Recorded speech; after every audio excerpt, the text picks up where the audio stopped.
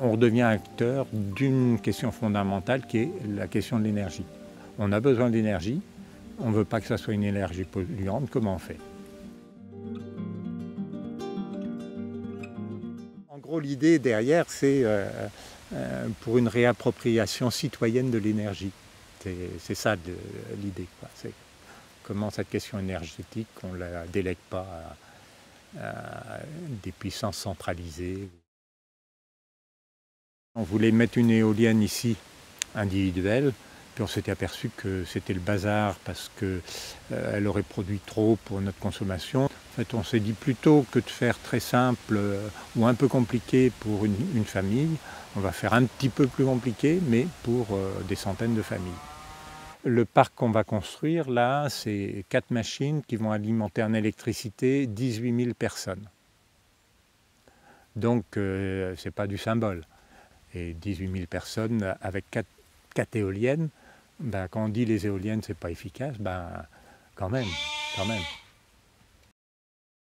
On a 10 ans d'action, les résultats c'est déjà on a créé de l'emploi, on a créé 6 emplois.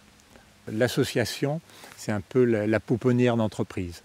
Et donc on a créé un certain nombre d'entreprises, dont la Bégawatt, qui a un premier parc de 4 machines, 8 mégawatts. Il y aura un deuxième qui va sortir l'an prochain, un troisième l'année d'après. Donc il y a un peu une dynamique qui se met en marche. Et puis dans le même temps, une de nos entreprises fait de l'accompagnement pour d'autres porteurs de projets. Le parc éolien complet, c'est un peu moins de 12 millions d'euros. On emprunte pas mal d'argent. Pour pouvoir emprunter, on apporte ce qu'on appelle les fonds propres. Il y a 2,7 millions d'euros. Sur les 2,7 millions d'euros, il y a 2,3 millions qui sont apportés par des particuliers. En fonction des revenus de la société, il y aura des retours sur investissement pour les gens, moins une petite partie, puisque le parc va financer un mi-poste d'un animateur sur les économies d'énergie. Depuis 10 ans, en gros, je passe à mi-temps à travailler là-dessus bénévolement. Peut-être ma contribution, ça a été d'être un petit peu plus naïf que d'autres, et donc de me dire, bon, allez, on y va. Et puis peut-être, ça c'est peut-être mon côté artistique, quand on est dans la création, on ne sait jamais où on va. On est plus habitué à créer, expérimenter des choses et à prendre le risque d'expérimenter. C'est qu'au fur et à mesure, avec tout le groupe dans lequel on apprend énormément. Et puis, le fait que ça soit un groupe, une association, fait qu'on a énormément de compétences diverses.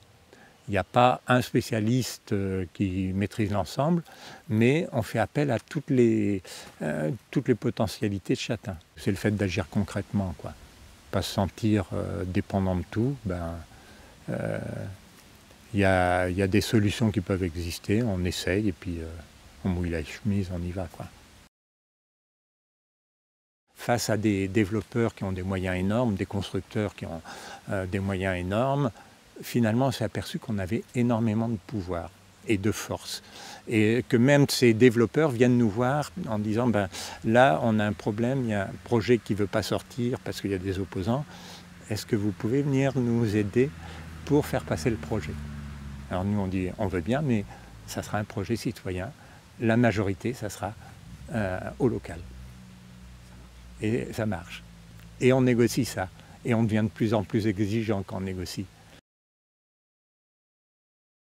Quand on se bat contre les choses, souvent on se dit on ne va pas y arriver, on voit le monde qui se casse la gueule autour de nous.